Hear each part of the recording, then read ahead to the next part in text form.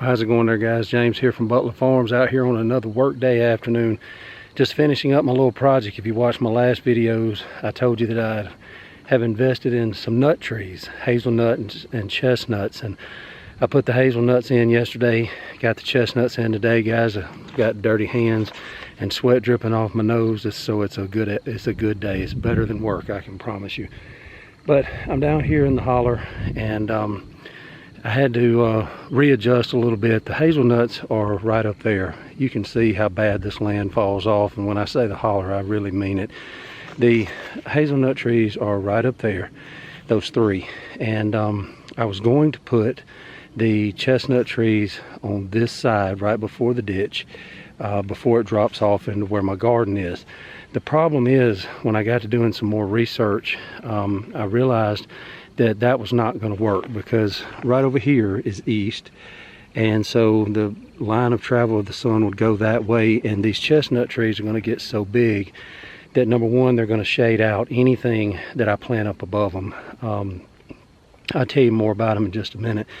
The other thing is, the way we built our house, we built it so that we could see out over the holler and out over our land. And you know, the pecan trees are there, but they don't really block our view that much. They're not as thick. These chestnut trees are going to get pretty tall, and I know if I would have put them up there and blocked that view, Mama would not be happy with me. So I've had to come down here in the holler, which that's okay, because as I've told you in a lot of my videos, guys, this holler, other than up where my garden is kind of just wasted space. It's just grass that I have to cut and keep cut. I mean, when it snows every 2 or 3 years up here, the kids love it as far as being able to slide down the hill, but my kids are grown, so you know, as far as that being a thing in the future, it's really not. This is just wasted space all up and down behind me back here. And so, you know, if I can get these chestnut trees to grow down here, number one, I don't care how tall they get down here, because as high as that house is up on that hill, we'll be able to see over them. Number two, there's only 2 of them down here, so it's not going to block the whole view of the holler. And number three, it puts this land into play. I do have my muscadine vines right up there, and they are starting to try to come out of the ground. They were slow to come out. Those were wild muscadine vines that my dad and I dug up and brought up here, and they sat there and sat there and sat there. I didn't think they were ever going to do anything, but they got little green sprigs on them, so I'm hoping that they take off this year. So slowly but surely, we're putting this holler into play. That's another fruit source. Obviously, muscadines are nothing but wild grapes, and these will be, you know, people often confuse muscadines and scuppernons. The muscadines are the purple ones, like you would buy red grapes in the grocery store and you'd buy white grapes in the grocery store. Well, down here in central Alabama, and it may be different in other parts of the country, I don't claim to know what everybody calls everything, but here, muscadines are the purple ones, scuppernons are the gold. They're actually a gold color here, but I guess you would compare them to a white grown grape, but that's our wild grapes down here. So putting this in to play down here right below my garden. Now, one thing that I noticed, and this is the shame of it more than anything, is that this I had to dig. Y'all saw on that other video how deep I was having to dig because of those tap roots, and these chestnut trees that I just dug or just planted are just like that. I mean, they got a tremendous tap root on them, so I had to dig very deep. So I was probably 2 feet or more in the ground, and guys, you would not believe how black and dark this soil is. Guys, I grew up in what's known as the Black Belt of Alabama, that, you know, traditionally has been the best farmland in Alabama. But guys, you can't tell me that you're not in the Black Belt right here. Just look at the color of that soil, guys. That is rich, rich, rich soil. Now, these are the ones that my wife, when she saw them, she said, well, they sent you dead trees. No, those were dormant trees. You can actually, I don't know if you can see it on camera, but there's actually little buds on it. I don't know if I can pull it in close enough for you to see it, but there's little buds on it, so it's almost about ready to break dormancy. These chestnut trees are never going to lose all their leaves. every year. And so, you know, it's going to look bad during the winter, but it'll pop back out. And so I'm excited about that. So now we've got kind of a full spectrum up here. We've got vegetables, we've got fruit, about 5 or 6 different kinds of fruit now. Now we've got 2 different kinds of nuts up here. And you know, as I've said all along, once I get retired, I'm going to put the rest of that garden into play, which will more than double my garden size, but also get animals up here. So then we will start being able to put some of our own meat in the freezer, which is just, you know, one step closer to that sustainability. Now you think with these nut trees, you know, I'm 50 years old, and you think, well, you know, you may not live long enough to see the benefits of them. Like, you know, a pecan tree or something like that may take 20 or 25 years to be able, and I hope I'm around a lot longer than that, but it may take, you know, a long time for those to produce. I just wanted to tell you a little bit about these if you're kind of wondering about what that next step is for you.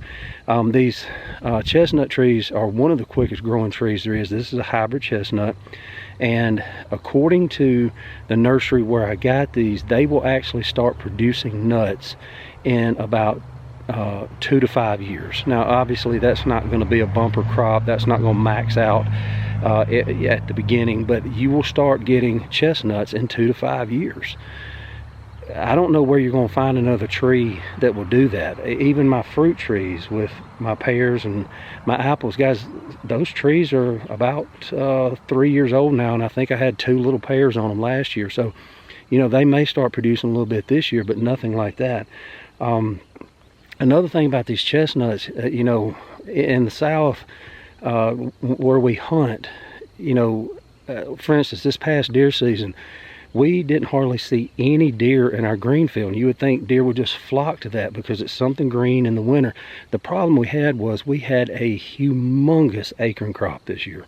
So, you know, so it kind of knocked us off as being able to hunt green fields, and we had to hunt woods and had to find oak flats and things like that.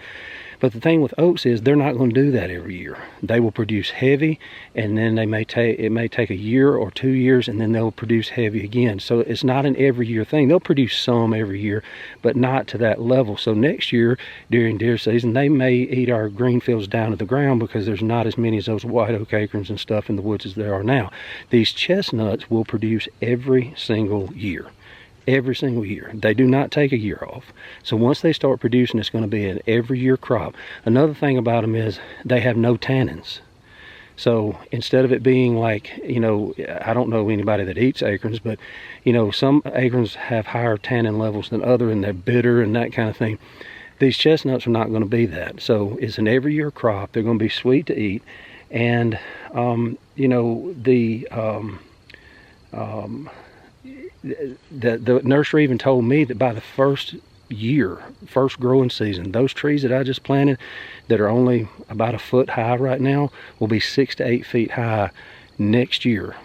So when it goes into dormancy in the fall, we're talking about, you know, 8 times its growth already. These things are going to get about 60 feet high. As I said, they're going to produce a chestnut that's somewhere between 3/4 and 1.5 inches long. And you know, each one of these trees can produce up to about 100 pounds of nuts per year. So if you do the math on that, there's 2 of them. That's 200 pounds of chestnuts per year. You know, is that going to keep you alive all year? No, but it does give you some variety and give you something to do. Now the hazelnuts up there, the reason that I didn't mind planting them up by the driveway in front of the house is it's not going to block our view. Those hazelnuts, they don't grow in one trunk. It's more of a bush instead of a tree. So what you're going to have is you're going to have multiple stems. They're going to get 6 to 8 feet high at the most, and you can prune them. So, you know, if they get 8 feet high and mama doesn't like them to be that high, I can cut them back down to 5 feet or 6 feet. And if I prune them, they'll be more of a bushy habit versus, you know, an upright habit. So that's not a problem. They will start producing in 3 to 5 years. So within the next 2 to 5 years, all 5 of these trees should be producing nuts. And you know, when they get rolling and they get you know, to their peak, we're talking about several hundred pounds of nuts. Those hazelnuts produce in clusters, and they are so thick you can't put your hands through the bush. Obviously they're smaller, they're, you know, about a half an inch a piece, but there's so many of them. I mean, it is just unreal how many those put out. So it's just another option, just another step, just another cog in the wheel of being more self-sufficient. Will we ever be able to survive off the nuts that I plant here? No, but every time that I can introduce a new vegetable or a new fruit type or tree, you know, that just takes one more thing off the plate that I have to go to the grocery store and buy. And you know, even, you know, if I have to wait on them, guys, think about this. If you have priced organic nuts, organic fruit, organic vegetables, you know that this one-time investment is going to pay itself off in the first couple of years that they produce. They just will, just simply because it's, you know, the prices are astronomical on organic stuff, and it's only going to get worse. And do you trust the organic label that they put on at the grocery store? I don't know. I buy organic stuff, but I sure don't want to be buying pears and apples and blueberries. Especially, I've told you before, anybody buying blueberries in December, you do you know what I mean? But I can guarantee you they're not grown under the best conditions. But all of mine are organic, all of them are producing, all of them are bringing that in. We know how to preserve them, we know how to put them up to save them for the off season. So yeah, I mean, it's worth it, guys. So if you've got, and again, I'll just straight up say, I am blessed with what I have. Even though you can see I'm down in a hole, I'm down in the holler, I can make this holler produce. Maybe I can't put a full garden on it like I would like to.